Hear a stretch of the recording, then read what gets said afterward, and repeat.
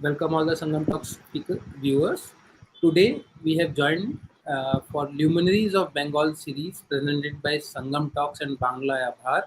This is episode 9. The title of today's episode is Political Revolution in Bengal from Khudiram ji to Netaji. Our speaker today is Professor Gautam Sen.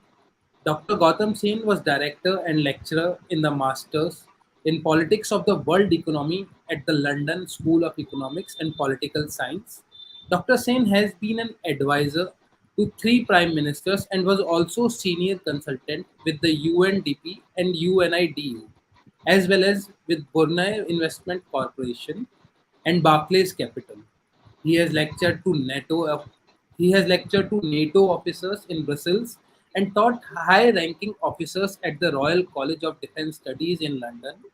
Dr. Sen has published extensively, and his recent pieces are available on the First Post and the Sunday Guardian portals. He is co-author of Analyzing the Global Political Economy, Princeton University Press 2009, and is currently co-authoring a book for Simon Schuster Publishers on India's economic reforms. Welcome, Professor Gautam Sen, to today's talk. Thank you. Our moderator today is Mr. Animitra Chakrabarti. He is a journalist and a general secretary for Bengal Volunteers. He will be leading the session today. With this, Animitra ji, I'll hand over the session to you and request you to lead the session, please. Thank you, Akshay Radhavji. Thank you very much. Thank you all. Good evening, Dr. Sen. Good evening out to all the viewers and the persons who are going to see or will see the session in some days from now. Now, today's topic is political revolution in Bengal from Khudiram to Netaji Subhash Chandra Bose. In a nutshell, it can be stated: the Bengal has always been the land of contradictions. It has witnessed incessant persecutions down the ages, down the centuries, and also witnessed insurrections, political agitations, and even almost revolutions. I'm trying to say almost, since this revolution almost did happen, but how much did it happen? It shall be deciphered later. Now the question is, a political revolution can't occur on a single day. There's a need of a philosophy. There is need of gradual approaches to reach the first stage of it. So when we are going through the political revolution saga in Bengal, it can be found that from the 1860s, the Bengal school of thought had tried to redetermine and rediscover its identity, the Hindu identity. In 1867, the Hindu Mela that was pioneered by the Brahmo Samaj and other Hindu elites in Bengal is regarded as the first and foremost concept of Hindu nationalism in the Indian subcontinent.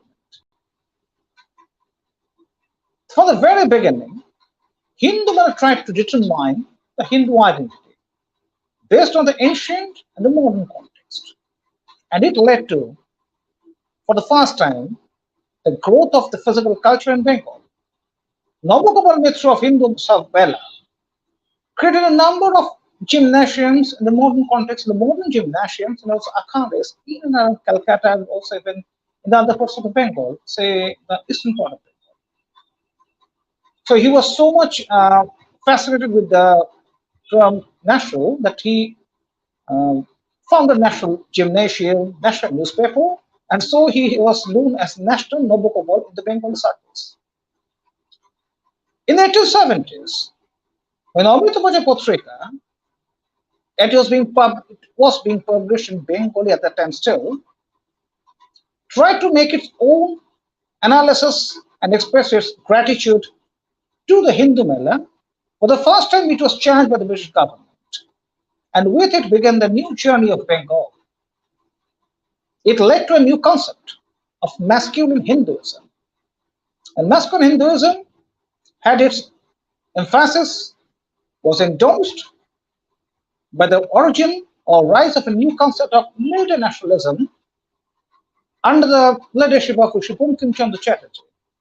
Rishi Bankim Chatterjee, in his novels of Anandamat, Devi Chaudhurani, Rashtriya, has explained the need to fight for the Hindu cause that influenced the revolution movement for freedom movement to a large extent.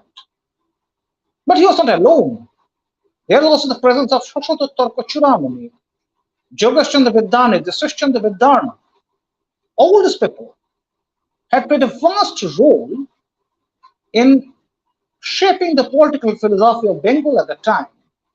To a large extent, it can be stated that from 1867 to 1905, there had been an uninhibited Hindu discourse in Bengal that was never challenged by anybody. And this maturity of the political philosophy in Bengal that was governed by the concept of the Hindu identity or Hindutva, as found in the book of Sri Nagendranath Bose for the first time that was published in 1894, it came to realize that Hindutva and Bengali Hindus were getting synonymous by the time. So from the very beginning, though the revolutionary societies like Onushan Shamiti and Juganton Attonoti, they had read the philosophies of Mazzini, Garibaldi, Cafu, Bismarck, but there was also a sufficient, or better to say, a profound veneration to the valor of the Hindu ancient kings, like the Bharadbhuyas of Protabaditya, Sitaram, Ganesh, Prabhu Shankari, and to Maharana Pratap and of course Shivaji Maharaj.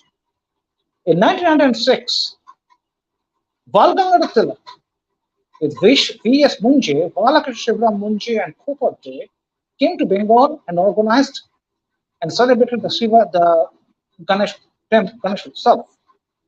The Ganesh Utsav earned so much respect and popularity in Bengal that in some areas the Ganesh Utsav started by some of the Bengalis.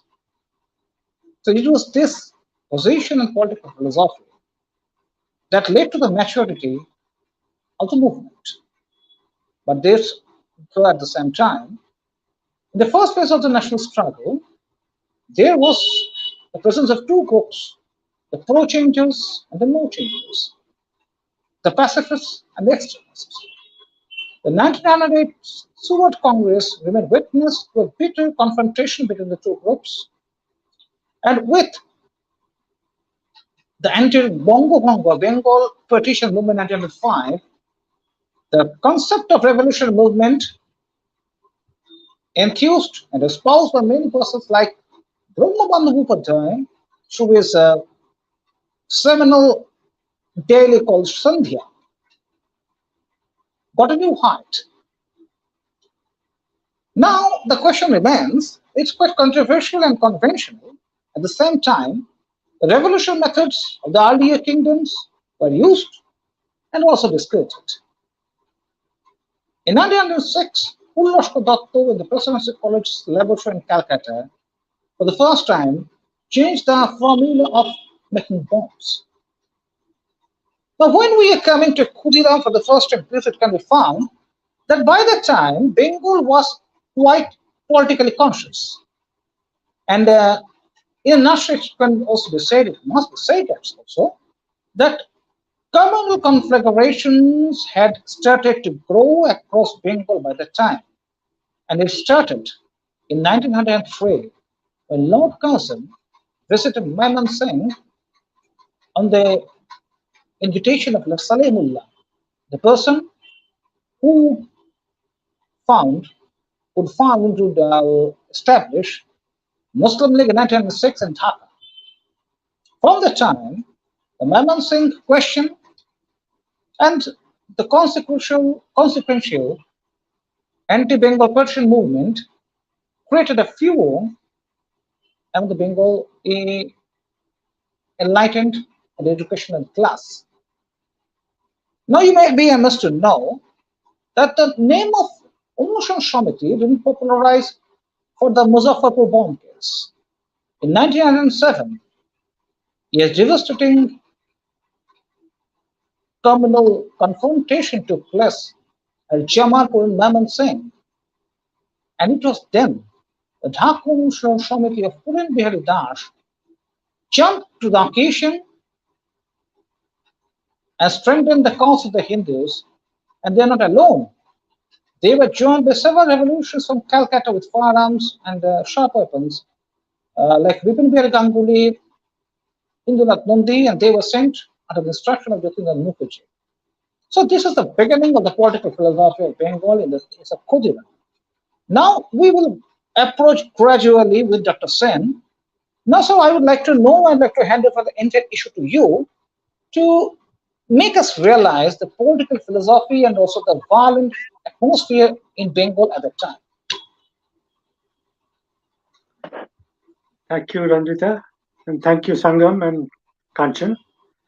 Um, I'm going to speak at somewhat greater length since I find myself to be the sole speaker today, and I will be a little bit pedantic because I will refer to my notes more extensively than I had intended.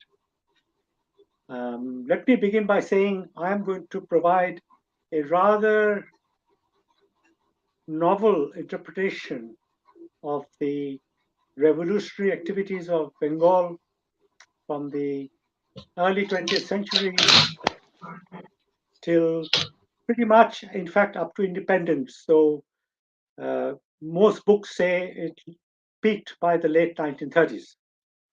Let me divide my talk into four sections. The first is something which you have already referred to, but I will perhaps pause further on that, which is the prolonged historic backdrop to the upsurge of revolutionary activity in the Bengal presidency. That is a backdrop which goes back a very, very long time in our history of Bharat, Hindu Bharat. I also want to elaborate, secondly, on the profound intellectual and spiritual transformation of the Bengal Renaissance that can be credited with catalyzing the revolution in Bengal. So we have these two issues. One, the prolonged historical background to the revolutionary upsurge of Hindu Bengal, and secondly, its immediate intellectual and spiritual antecedents. The third thing I will do is to talk about the revolutionary movement itself and provide some kind of detailed narrative, none of which is unknown or novel, and it's available in some very good textbooks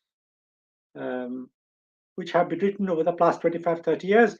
I will only mention that another book is being written by a Bengali scholar, which I hope will be available by the end of next year, specifically focusing on the activities of Bengali Hindu revolutionaries.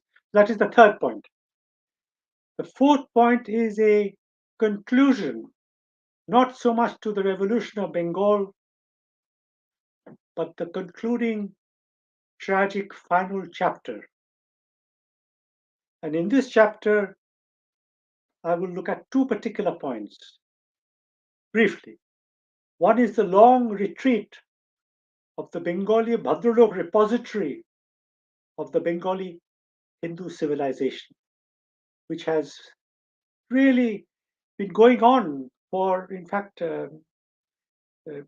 since the 30s, but really accelerated after the 60s. And I think people will know the scale of the effective ethnic cleansing of the Bengali Bhadralok class from urban Bengal. And finally, a very brief pause to understand where the impact of the initial revolutionary upsurge of Hindu Bengal has continued elsewhere in India. I keep repeating Hindu Bengal because it really was more Hindu than Bengali, and I will elaborate further. So let me start with the first point, the prolonged revolutionary resistance, which of course in the contemporary period was also occurring in Punjab, Maharashtra, and but the struggle for liberation has a very, very long history. And I would like to elaborate why I keep saying Bengali Hindu. When my friend and the author Sai Deepak was asked, "Where did you come from?" He said, "I'm an Indian from Tamil Nadu." He didn't say, "I'm a Tamil from India." So, in the same spirit, I'm locating the Bengali upsurge in Hindu India, though it was a culturally Bengali phenomenon. So, that is why I persist with the insistence on the word Hindu. It is my considered contention, and this is the key thing that I wish to assert and which has not been made in the literature at all or in discussions elsewhere, that a straight line can be drawn from the early 20th century, from the revolution in Bengal that was stirred by the Bengal Renaissance of the 19th and 20th centuries, by its thinkers and artists, which catalyzed the formal independence of India in 1947. So, really, the Bengal Revolution was the catalytic force in India's independence, and I will argue that. Of course, as an aside, I will mention the British contrived to inflict the maximum damage on India before leaving. And I don't refer just to the partition. They contrived to accentuate every social, political fissure and divide in India in the hope of perpetuating their rule. In the way they meddled with electorates, the way they sponsored the DMK, and many other such phenomena. So they inflicted the maximum damage after leaving. And tragically, they handed over power to the people who can be called collaborators and loyalists. Not only were the people to whom power was handed over, by and large, but not everyone at all, were the people who collaborated with the British throughout the 20th century. And of course, we all know that the bureaucrats all remained in place.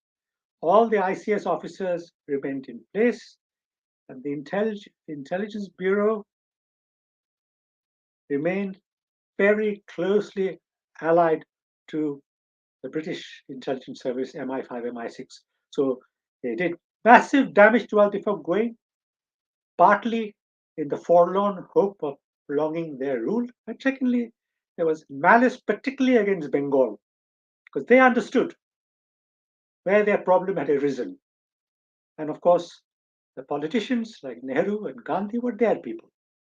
And the evidence of that is now all over the internet in the work of many people, not least people like Professor Kapil Kumar of Delhi, and of course the bureaucrats, and we know IB.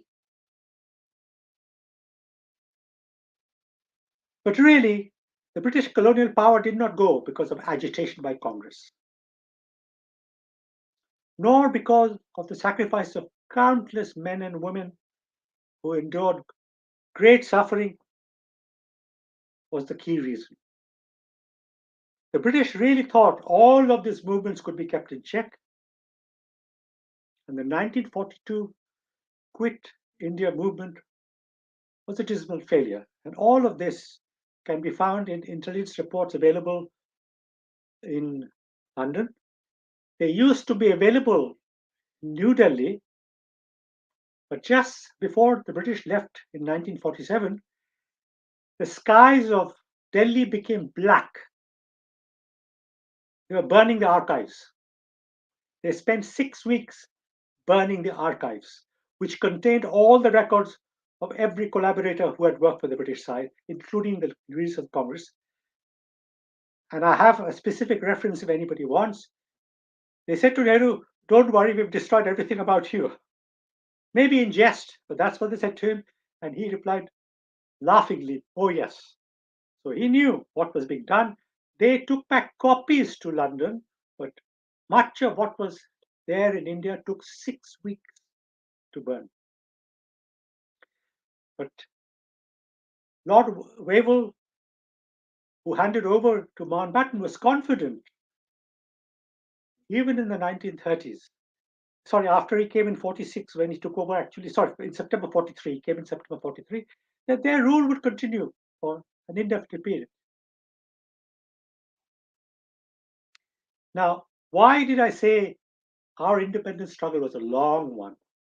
There are many instances of wars, and forgive me for this context, which is important to illustrate what I'm trying to argue.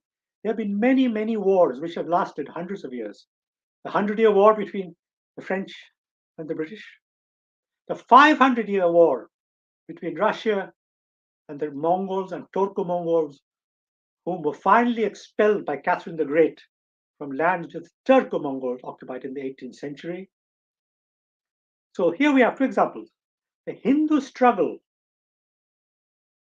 goes back 1,000 years. And this is the context in which we must see what happened in Bengal to understand the true significance and meaning of those 45 years or so of 20th century Bengal revolutionary violence armed struggle.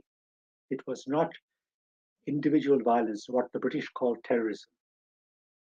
This is a more complex and fascinating story. To rehearse this context, let me start. Indians and Hindus have been fighting the Muslims since the 8th century in the Great Northern Coalition led by Nagbhat I. Then the King of Kashmir, Lakshmaditya Muktapida, who defeated them. It culminated in the decisive victory over Muslim forces of Suheldev in 1034 AD, after which they did not dare come back for almost 200 years, 180 years or so. Hindus suffered a major setback, the Hindu resistance, when the Delhi Sultanate was established. But it was fought and defeated by the Empire of Vijayanagara and kept at bay south of the Vindhyas for 250 years. So the Hindus had continued to fight. Despite the bitterest struggles, in one particular battle, the Delhi Sultanate killed 500,000 Hindus in one battle. 500,000. Such was the ferocity of the Hindu resistance. Of course, Vijayanagar was to fail and fall because of serious strategic military errors of its rulers in the mid-16th century, failing to re-equip, failing to understand the advances in cannon of Delhi Sultanate. And they were, I believe, betrayed by two Muslim generals, the Gilani brothers. This is alleged. And the Muslims then won. It took 2 months for them to destroy the capital, Hampi. Hampi was known as the world's richest and most magnificent city, the world's most magnificent and wealthiest city in the 16th century, only exceeded in size by Beijing. So, the argument is Hindu military struggles were a permanent feature of India. It is not like they had caps. Yes, it paused, but it never stopped. Even Emperor Akbar was defeated by Hemu, and King Vikramaditya started an empire, though briefly. Only for 100 years, 100 years, did the Muslims have relatively uninterrupted rule over India, but not all of it. A vast expanse of the Indian Empire, but not all of it. And that is from the end of Akbar's reign till the beginning of Aurangzeb in 1658. 100 years. That is the only time they had relatively uninterrupted rule. But the resistance to Aurangzeb began by the 1660s. So they had reached apogee. So Hindus were fighting all the time. This is what I want to stress. Hindus never stopped fighting. And by 1706, the Hindus had defeated the Mughal Empire. The Jats and the Marathas, under the leadership of the great king Chhatrapati Shivaji defeated them. And the emperor, after the early 18th century, was a mere retainer of the Maratha Empire, which had destroyed the Mughals. So in that entire period, Hindus had kept fighting. This is what I want to argue a little bit later. The British began conquest, as we know, in Bengal in 1757, but they did not complete their conquest until 1846, when they defeated the successors of the great King Maharaja Ranjit Singh. They did so after actually military defeat by a mixture of deceit and chicanery, buying off the generals of the descendants, sons of Maharaja Ranjit Singh. They bought them off. Then there was a brief pause, only 10 years. And we have the Great Indian Rebellion 1857. So the Hindus rose up against the British within 10 years. The British achieved not complete control by them, but very substantial control over the entire Indian subcontinent. But they were almost defeated. They almost went under. And it was really the Sikhs who helped them survive the Sikh siege of Delhi. But this brief hiatus succeeded pretty much straight away in the 1860s. And there were many rebellions which the British denounced as a protest of criminal thuggy tribes. This is what the British called them. We should not accept what the British called them. These were rebellions localized, but they were rebellions against foreign rule. So the cultural protest and the battle for the recovery of India from foreign invaders was unceasing. It was the prospect of 1857 once again that prompted much later, if you look at the records, the Jallianwala Bagh massacre.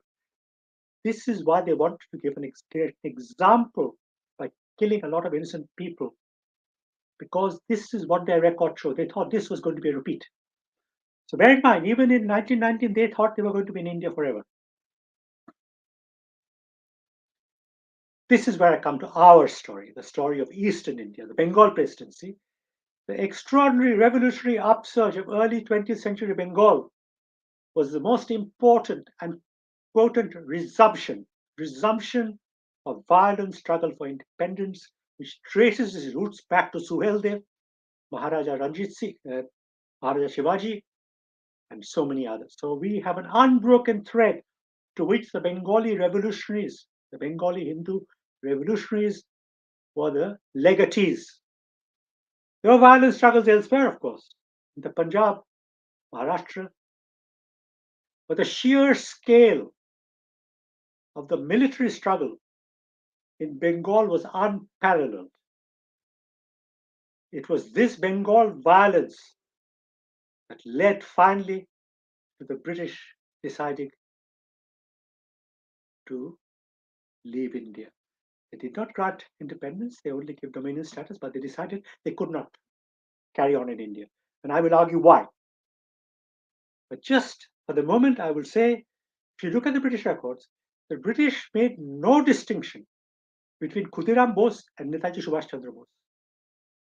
The British records, police records, and there are hundreds of documents in Calcutta.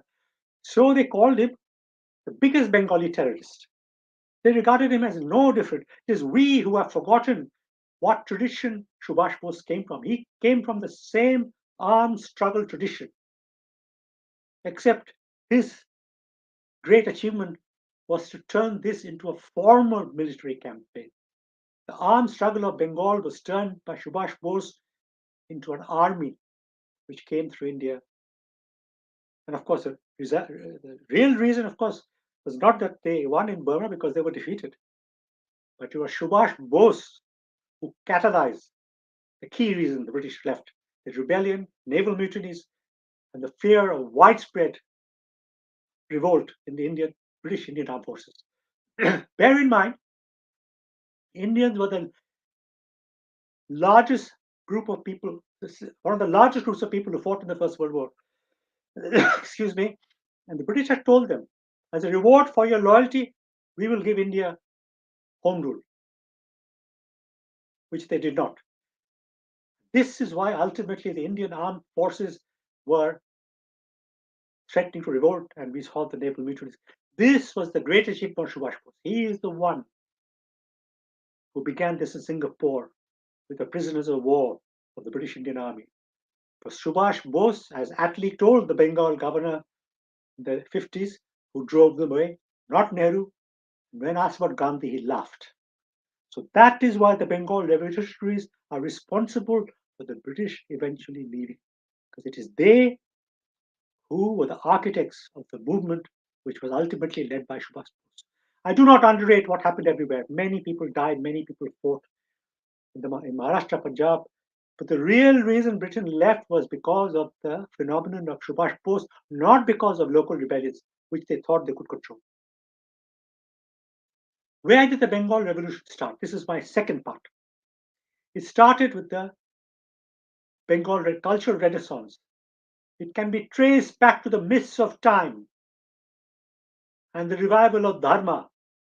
And the most important movement for 1,000 years was Chaitanya Mahaprabhu in the very midst of Muslim rule.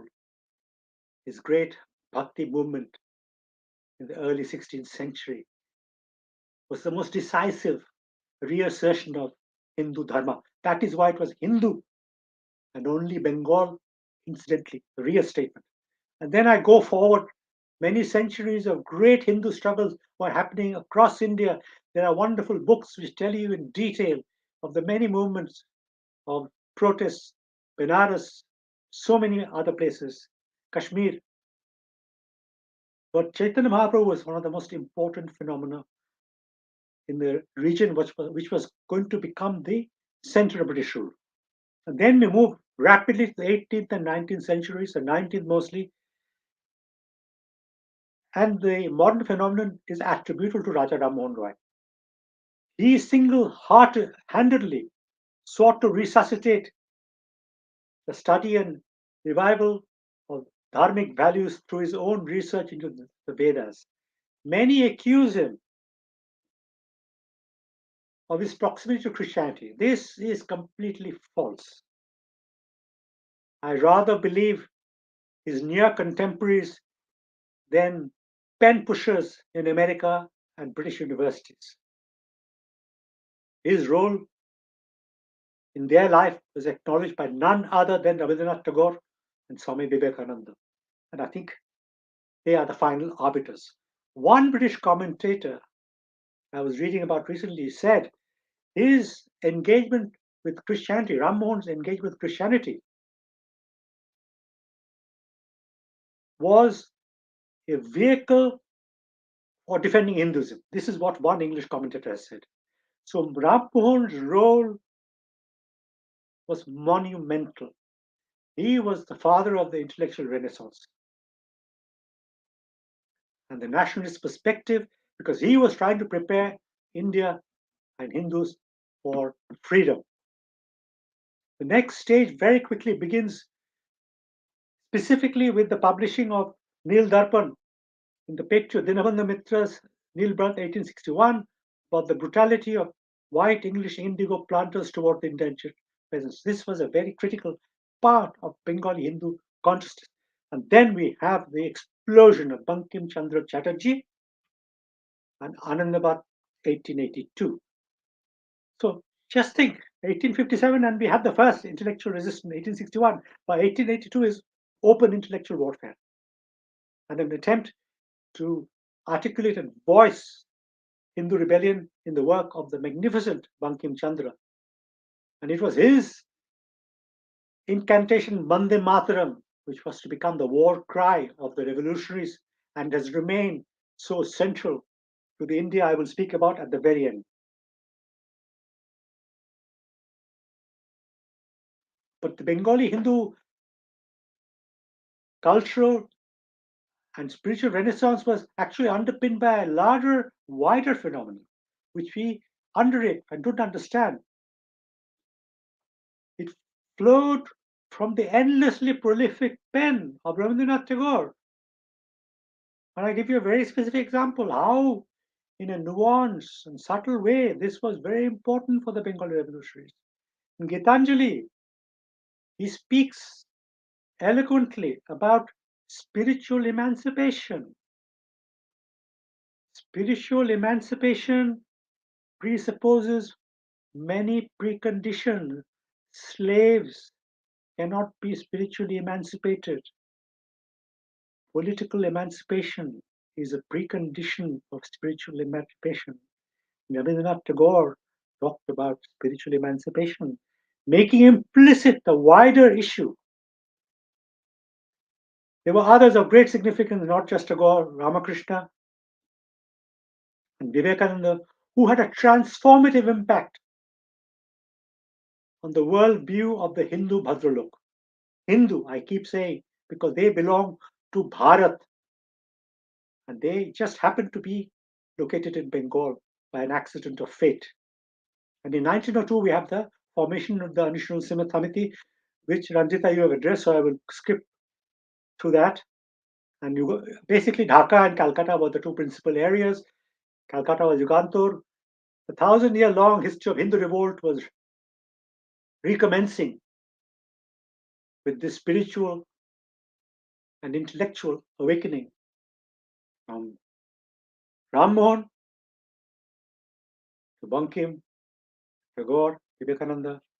You have then Anushilan, Aurobindo Ghosh, Maharishi, Aurobindo. It had widespread support amongst women. Women were a very important part of Anushilan Samiti. They joined his ranks and committed some of the most high-profile assassinations and attempts to assassinate. So let's not forget that women were a very important part of this, and we should feel immensely proud of our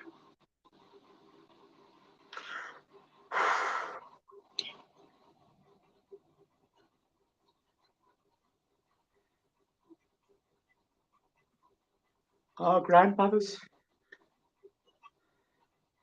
our great-grandmothers who fought, gave their lives. So Anushilan Samiti was So giving shape. may I add some points? May I please? At this juncture, we must also keep in mind that the Rotherham's conspiracy case, number one, and the Which one? Garden Rich, the Rotherham's conspiracy, Yes, yes, Rotherham's yes, certainly, and number two, the Garden Rich yes, yes. dacoity by Jyotinder Mukherjee, that was happened to be the first motorized action in the entire continent of Asia. Not only rocked the Indian theatre, but also had similar projections even in the first class newspapers of the West, even like Manchester Guardian and America. I think this must also be mentioned at the same time. This happens to be one of the greatest uh, deeds of valiance at the time by the Bengal revolutionaries. Just a point I, for me, I, sir. I Thank agree. you. You know, I have actually 14 pages of text, and I was editing out and only picking on the most well-known ones. Yes, I have left out so many episodes. You see. So, anyway, I absolutely right. I'm glad you reminded because that was the earliest one. You see, and then um, we have, of course, Aurobindo Ghosh and his brother establishing Vande Mataram, Yugantar, spreading militant nationalism. All of that happened. See, this is just I'm sorry to disturb you once more, sir. Just a minute. I'm just sorry to say. But only 2 or 3 days back, I was going through the Rowlett report of the Rowlett Commission.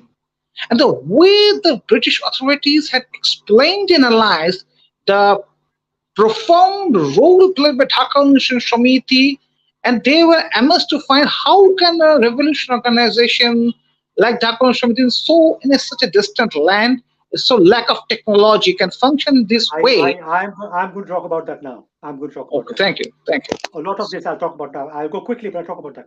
The situation in Bengal was going back to the 1883 Ilbert Bill, because that was a demonstration of the British contempt for the educated Bhadrlok who were prepared to live with them. They were not our equals, and the racism was blatant. The British racism was blatant. We have forgotten how nasty and racist the British were. They still remain, by the way. I've lived here 53 years. Let me confirm. The racism is there in Oxbridge, London School of Economics. It is more underground and more subtle, but it's there. The Hindus were fed up with British rule because of the terrible famines. You know, between 1860 and 1897, 37 years, 20 million famine deaths were recorded in India. 20 million. That's just an estimate. And Ramesh Chandra Dutt wrote this in his open letter to Lord Curzon. But the immediate catalyst to the Bengali revolt actually was the Swadeshi movement, which happened after the partition of Bengal in 1905. And this boycott of products really did not succeed. And that is when a decision was made to go full-scale violent to overthrow the British. And there were two events which were of tangential importance. One was the defeat of Japan, Russia's defeat by Japan in 1905, the naval plan. That actually had a tremendous psychological effect. And the Bengali Hindus thought the Europeans are not invincible. And of course, the formation of the Muslim League in 1906. These were two critical signals. So an official meeting was held in 1906 in favor of violence of all the revolutionary leaders. And then there was the attempted murder of District Magistrate Kingsford, who had taken to whipping demonstrators. There had been one earlier attempt to kill him, which had failed, and Prafulla Chaki and Khudiram Bose sought to kill him. That was botched, and the daughter and wife of an English. So the boy was named Sushil Sen, who was whipped at the instructions of Lord Curzon. Sushil Sen, he was whipped. Yeah. There were demonstrators who were being whipped, and this was the reason why they wanted to kill him. And the bombing went wrong; it hit the wrong carriage, and Khudiram Bose was caught. Prafulla Chaki committed suicide, and he was hanged. And his display of courage and bravado actually became one of the most important events in the history of early 20th century Bengal. And a Khudiram Bose Day was instituted to commemorate and remember him. And this actually is something the revolutionaries constantly remembered and referred to.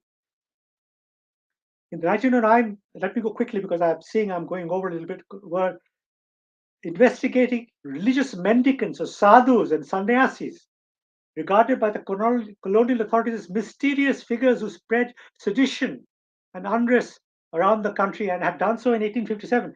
So the religious figures were considered very important by the colonial authority. So the Hindu religious body was fully engaged. And they said that these people traveled around a great deal in 1857, and Eastern Bengal and Assam police believed they were doing this again half a century later. Revolutionaries enjoyed popular support across Bengal. One senior official said it was testing the loyalty of Hindu district magistrates because they came from the same class and families as the nationalists, and they said we need more Europeans to replace them.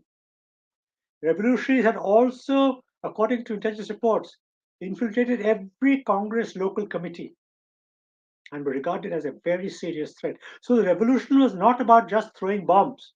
It was a political, organizational struggle with strong characteristics of arms being born. By 1914, they were importing arms from Europe. The big arm shipments were often caught, but they imported a lot of small arms. They had sympathizers amongst the sailors called Laskars, which made it possible. They were also traveling abroad to forge alliances with other anti-colonial movements, understand their ideologies, etc. The Hindu Bengali revolutionary movement actually influenced anti-colonial movements outside India, and it also impacted the narrow ethos of non-violence by the activities. So they not only influenced people abroad, the attempt to impose non-violence was also changed. The British police said they were an unparalleled danger. In 1912, the Bengal revolutionaries managed to injure the Viceroy, Lord Hardinge, and they committed 50 dacoities to raise funds for assassinations. And it is estimated there were 6,000 Bengali Hindus involved by 1910. 6,000. It peaked in the 1930s, and by 1930, 1932, 3,000 had been arrested. In 1935, 540 nationalists had been convicted, 278, 2,781 were under preventive detention. So the numbers are very large. They wanted to disrupt the administration, assassinate British and colonial officials, agents and informers, and commit robberies, etc. In 1930, they attacked Writers' Building, the seat of government, and assassinated the Inspector General of Police. In the same year, they carried out the most audacious uprising, imitating the Irish uprising of 1916. This is the Chittagong Armory raid, which was basically supposed to be a bit like the Irish uprising. The British by then said it was guerrilla warfare. It was not individual armed action, guerrilla warfare. This is the guerrilla warfare became a fully fledged armed struggle under Subhash Bose.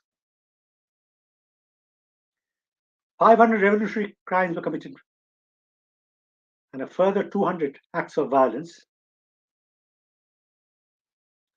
British police had 650 officers by then in Bengal. 400 gathering in Bengal alone. And the IB staff, let me summarize quickly, rose from 300 to 700 IB staff in Calcutta, 300 to 700. So great and large was the Bengal revolution activity.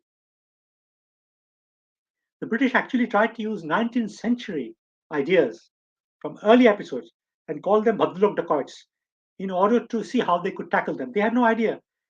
But others said actually they were not just dacoits because they came from a different class. Basically, it was a Hindu Bhadlok class. They said these were savage and horrible devotees of the goddess Kali. They had the lowest and most sadistic passions, the filthiest literature,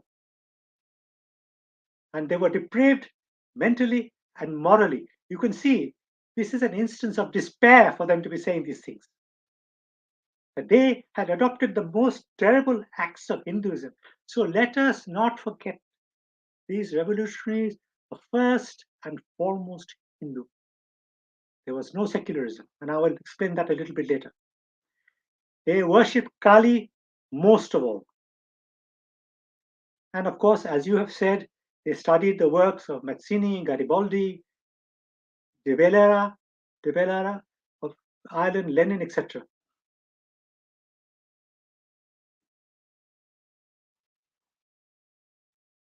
So the British formulated very novel ways of trying to catch them. Chris Bailey says their reaction was information panic. And Mark Kondos, a scholar, says it had become the insecurity state. Such was the fear of Bengal revolutionary violence. Francis Booth Tucker, a name we should remember because we are very, very forgetful, was the founder of the Salvation Army. He was responsible for incarcerating and holding detainees. The Salvation Army was fully engaged with the British authorities in fighting Bengal terrorism. And he wrote in a letter to the Secretary of State, John Morley, a kind of guerrilla warfare in which 3 to 4 million hereditary criminals were ranged against the authority of the colonial state. 3 to 4 million. This is one of the authorities. As a result of the activities of the Bengali Revolution abroad, let me add as a final conclusion to this section, the British had to establish intelligence services abroad in many other countries of Europe, Canada, and the United States. So wide and so significant was this movement. And finally, C.F. Andrews, whose name many will remember as a friend of Gandhi, he wrote to Lord Hardin that your people are making lives miserable for every Bengali middle class. You're even ripping open the letters of Rabindranath Tagore, harassing all his students. And the faculty is suffering worse. This is C.F. Andrews writing Lord Hardin. But the degree of harassment, imagine the scale, so that to even open the letters of Rabindranath Tagore. At Bolpur, the school is systematically spied on. Our teachers' lives are harassed, etc., etc. In Calcutta, things are so bad that students live in panic.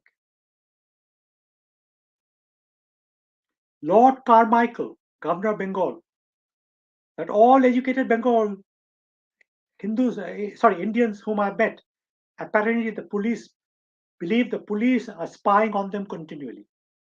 So that gives you a sense of how important the Bengali revolutionary activity was.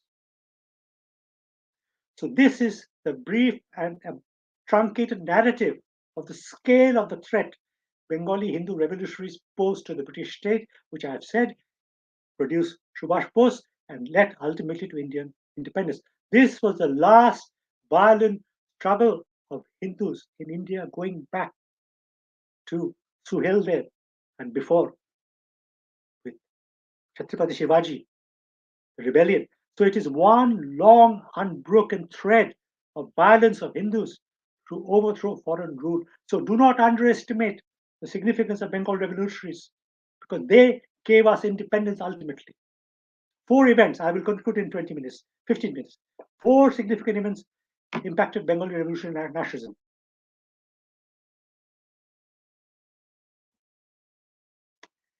The movement of the capital 1911 was a big blow to the Bhadralo because it took away all the white collar jobs. Bengal was no longer going to remain the mainstream of Indian political life. That was ebbing away. So the partition of the Bengal presidency was reversed, but the capital moved. So that was the first big blow to the Bengali Hindu middle class. Because they went because they were afraid of what was going on in Bengal. They wanted to reduce the number of targets in Bengal. That's why they went to Delhi. The Bengali Hindu revolutionaries drove them out of Bengal by attacking them. They stayed for a little while longer, but by 1911, they thought we have to go. The second was the arrival of Mahatma Gandhi in 1915. And by 1920, he had totally corrupted the independence struggle. And he did not express any sympathy, right, from South Africa for Khudiram Bose's execution. By then, the British knew him well. He had gone to London many times. He had many interactions with senior officials. They knew Gandhi extremely well. He was a friend who had helped organize Indians to fight in the Boer War by saying you should be ambulance staff, etc., etc. So he was a recruiter for the British Army. So they knew everything about him. So his coming was very, very important. The next big thing which happens in India is Subhash Bose. And his behavior was different from those of revolutionaries because he was confronted by a very different situation of the Congress party becoming ascendant. So by the time Subhash Bose came, the circumstances had changed, so he joined the Congress party. And then he was, of course, removed. We know because the British asked Gandhi to remove him from Congress presidency. That is now openly known that he did this on behalf of the British. But Subhash Bose's coming was the next big event.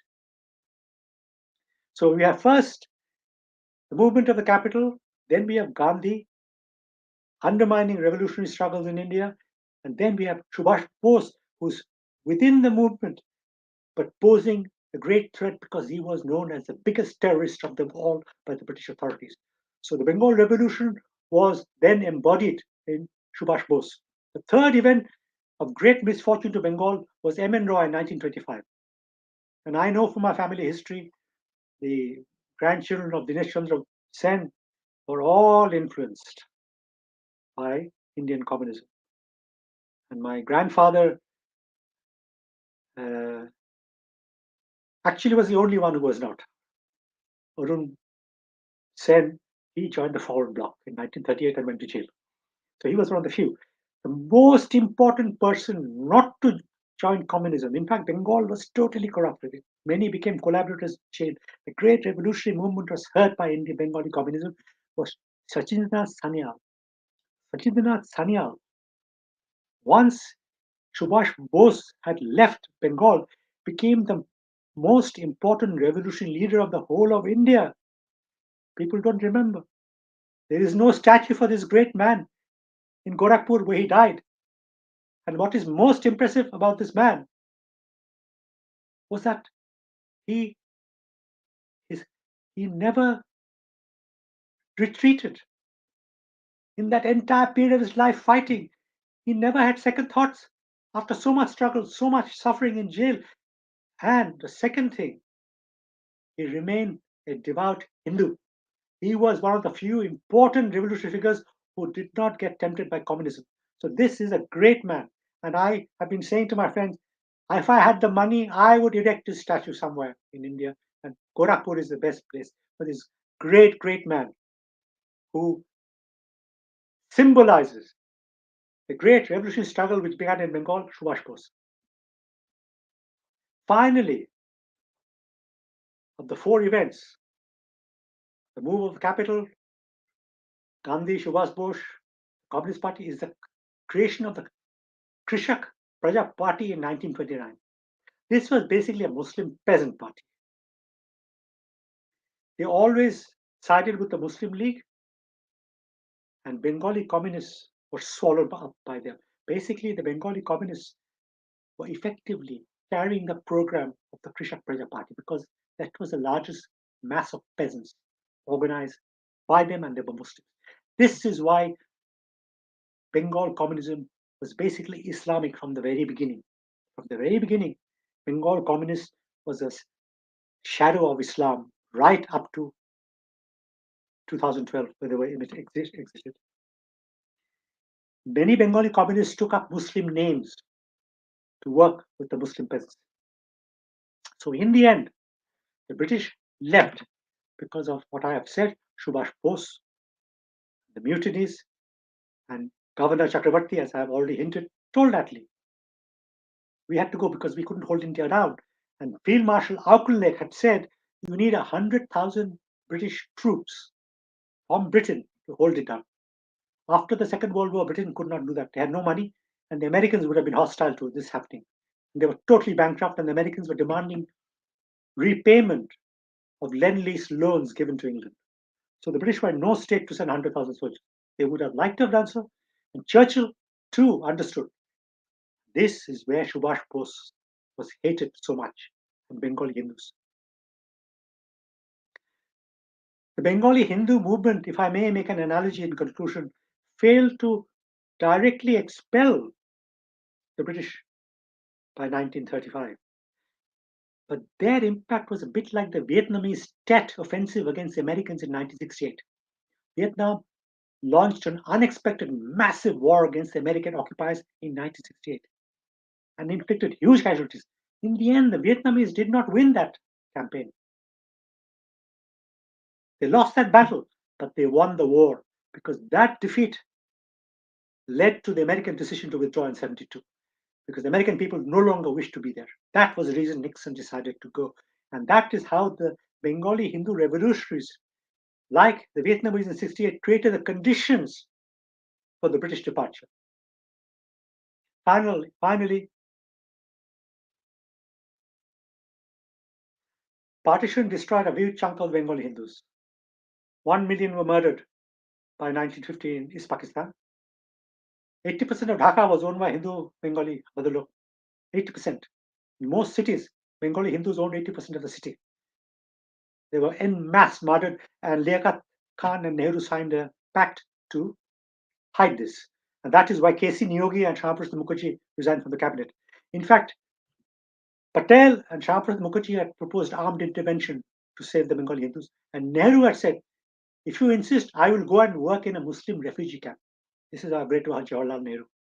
That was a very big blow to the Bengali Hindus, a very big blow from which they didn't quite recover. Most of them lost their landed wealth. That was also an economic impact. So the economic policy of West Bengal became a rump, a small rump. It also led to the liquidation of industry and commerce in Bengal. Communists extinguished that by the mid-70s. They had killed it completely. And in a way, the Naxalite revolt was a symptom. It was a meaningless, violent symptom because violence had become deeply embedded in the Bengali Hindu Bhadalok. I had a very strong association with the Naxalites. They were mainly Bengali Hindu Bhadalok who were involved. They were the same people who had been revolutionaries in the first quarter of the 20th century. And it was a cry of despair because it was totally without meaning. 5,000 of them were killed by the police, 5,000.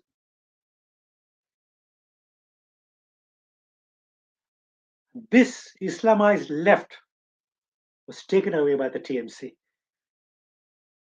because her dispensation provided a fully Islamized alternative. CPM was not fully Islamized. TMC took that over. So from Bakhtiar Khilji to Mamata, we have Islam at the beginning and Islam now. And in conclusion, something peculiar, tragic, and ironic happens. Narendra Modi comes to power. He comes to power. And he does something which people have not fully understood. He places Subhash Bose's statue in India Gate. He fully recognizes the role of the Bengali revolutionaries by putting Subhash Bose's statue there. And he repudiates the legacy of Mohandas Karamchand Gandhi without saying so in so many words. So we came full circle. I'm afraid, my fear, it is over for the Bengali Hindu Bhandulok and the great renaissance for which they fought from Chaitanya Mahaprabhu, Bhairam Ram Mohan, Aurobindo, Vivekananda, right up to the 1940s. That, I think, is gone. On that note, let me say namaste to you all. Thank you very much, Dr. Sen, for its a groundbreaking initiative. Well, let me add a few points.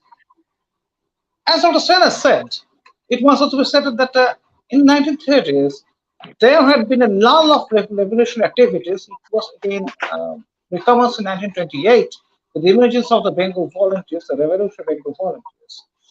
In Dhaka, Binay Bose gunned down Mr. Lohman, the IG prison, and then he came to Calcutta to take a part in that famous episode of Writers' Building. And at the same time, there is also the murders of three magistrates in sequence, Petty, Burge, and Douglas in Midnapore, and that rocked the entire Bengal scenario. But it must be taken at the same time that there was also a not so powerful, but there was also a quite good amount of Gandhian movement in Bengal. But by 1938, the Congress was under the grip of Surendra Mohan Ghosh or Mothu Babu. He had been a leader of the Juganta revolutionary groups. And from that time, it came to realization that revolutionaries has started to enter Congress. Now there is a great rumor in Bengal that Dr. Esther Mukherjee, Shama Prasad Mukherjee, and Subhash Chandra Bose had a great enmity between them. And for that reason, in one political fight, he was because he was beaten by Subhash Bose's henchmen, and then Hindu Mahasabha again lambasted the electoral defeats of electoral meetings of Ford Bloc. But I do have something more to say. On 6 November 1945, the Bengal Provincial Hindu Mahasabha passed a resolution in support of INA, stating that INA soldiers are patriots, trials should not lead to hanging of soldiers, and they have committed any crime, and certainly the INA person should be released at once. In the following day's press conference, Dr. Mukherjee was witness to say that the cult of non-violence had vitiated the whole atmosphere of India. No nation could preserve itself merely by practicing non-violence. The British had made Indians effeminate by keeping them discerned for 200 years. So, doctor it, the British colonialism expanded in the subcontinent through a gradual process of demilitarization. And there are also evidences in the Lal Bajar Police Archive in Calcutta that some INA cadets are asking Dr. Mukherjee's permission to join the Hindu Mahasabha since they had advanced military training. It must also be stated at the same time that Major General Lieutenant General S.C. Chatterjee, who was the number 3 in INA cabinet, the first 3 persons of the INA cabinet, the Commander-in-Chief Neshwar Chandra Bose, his uh, advisor, and the great revolutionary Ras Bihari Bose, followed by Chatterjee, were three Bengal revolutionaries who had revolvers in their closet. A. Chatterjee had joined the Hindu Mahasabha by 1946, and he was also a key figure at Hindu Mahasabha's West Bengal and the Talukeshwar conference in 1947 in Bengal, where it was determined that West Bengal's growth, the concept of West Bengal, the concept of establishing a Hindu-dominant West Bengal must take place. At the same time, there was a bitter struggle between the Muslim League and the Hindu Mahasabha, so the Congress, over the position of Calcutta.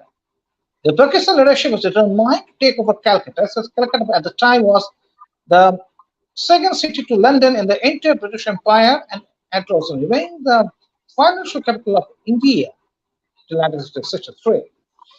When Salari Subha said very clearly that we have a pistol and we can use it at any time, the same S. Chatterjee, in a public meeting, started angrily. He roared that every Hindu household shall be turned into a fortress.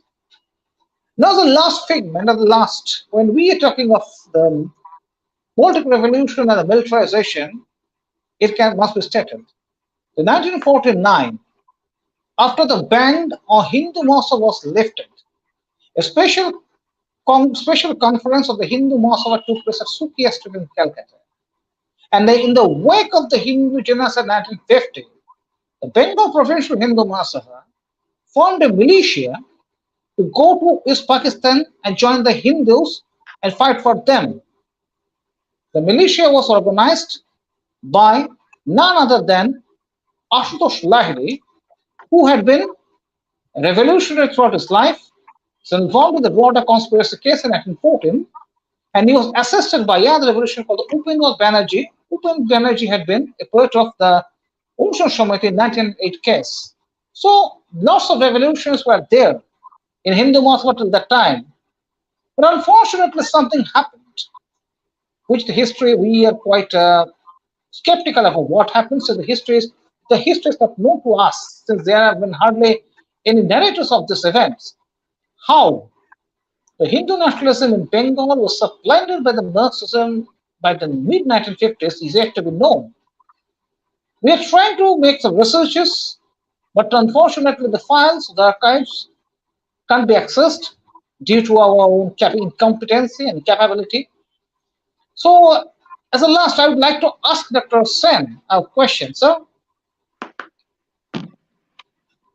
I would like to ask you one question, sir. When a nation is on the verge of existential crisis, the Bengali Hindus are on the verge of final collapse. Is it possible for them to come out once more and adopt the policies of the predecessors a century back? Is it possible for this generation? Do you think so? An act of desperation, I think. Is it possible for them?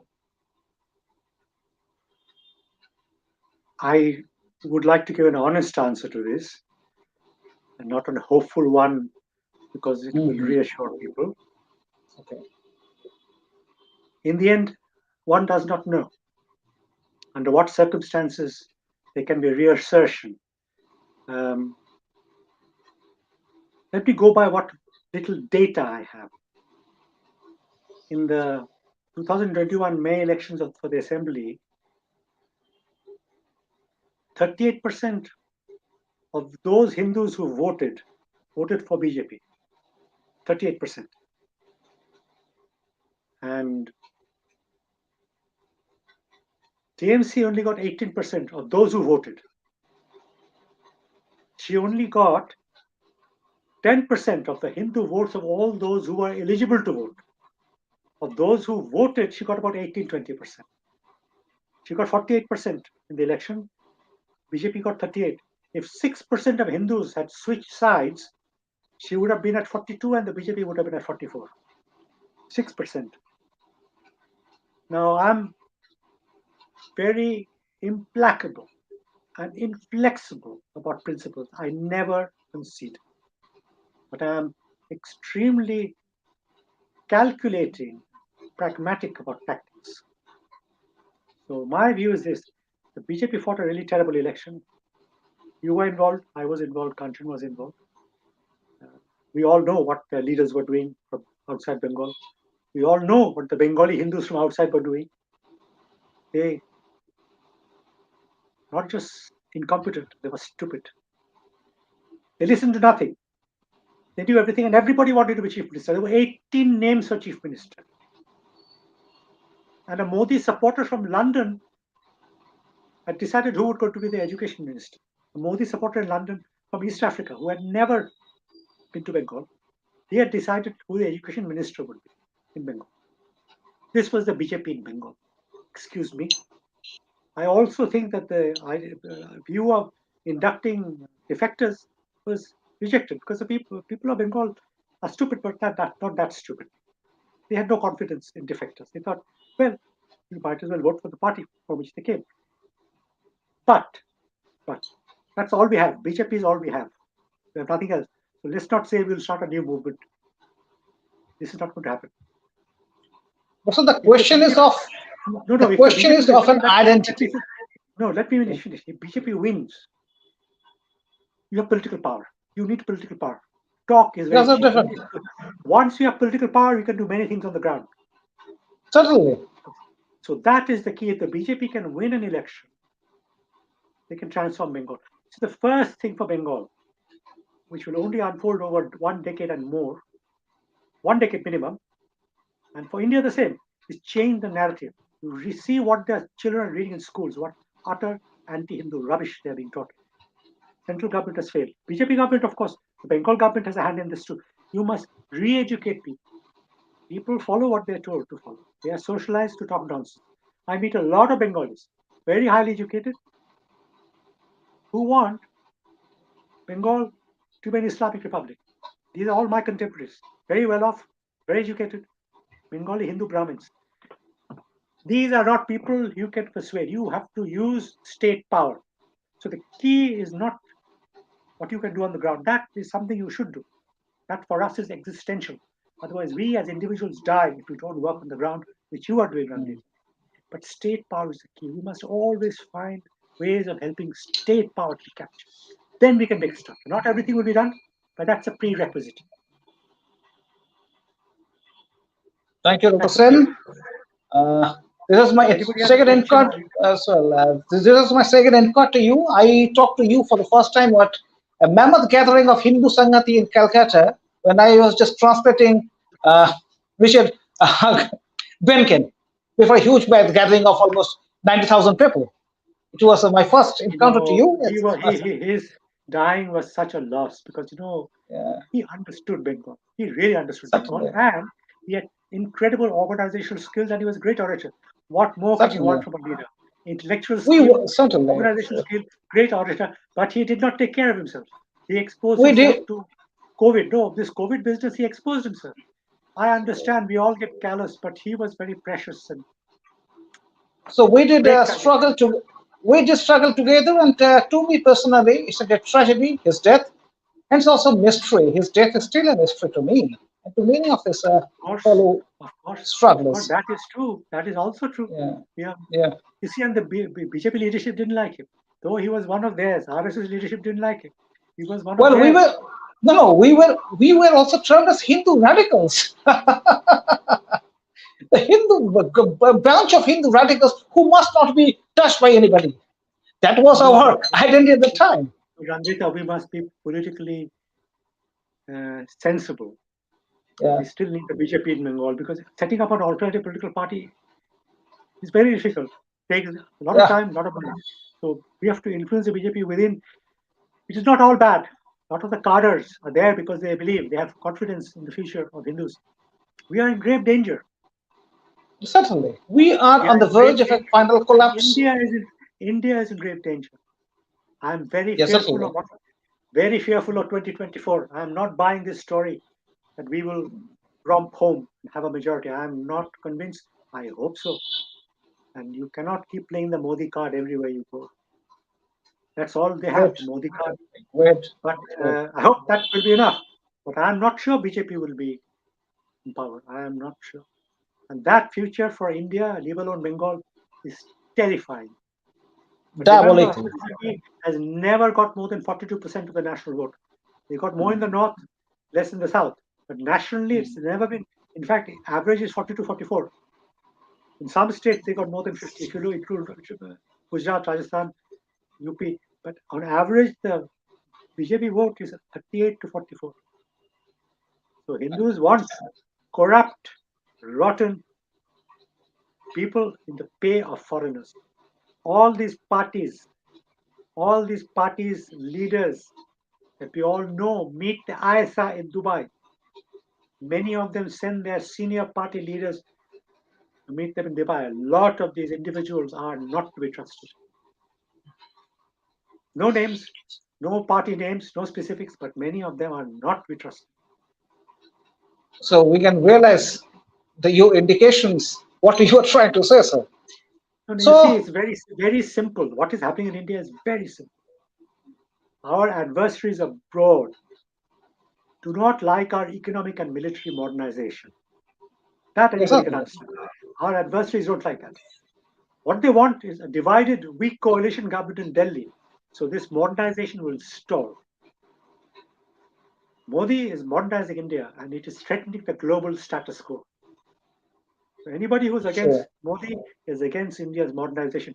You can say whatever you like about Modi, but if you look at what's happened to India's modernization 2014 to 2023, you don't have to argue. Just look at the data. Just look at the data. Exactly. There's a doubt to it. There can be any doubt to it. And then anyone who doubts is certainly not an Indian. It can be a friend of India. There's a doubt to Exactly. it. So with World all Bank says this, he has done in India. World Bank has said in digitization he has done in India what would have taken 47 years. This man so is a mm, divine gift. He is a divine gift, not by his personality, by his action. Forget the debate, forget everything. Only look at his actions. That's all that matters. so with all this, sir, we come to an end. I hope the people who have watched today have liked the conversations and our points and our thought procedures, and hope there will be more such conversations on the same subject in the coming days in the same channel. Please continue to with this. Please continue to pursue this channel, like it, share it, and please comment.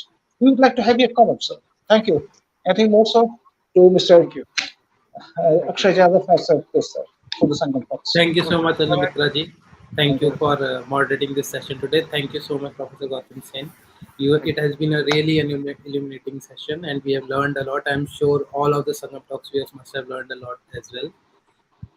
Also, I would like to apologize to few of the Sangam Talks viewers because they must be expecting Sanjeev ji here as well. But I'm sure that Professor Gautam Sen's lecture has left no topic to be touched, and he has covered entire spectrum of this lecture today.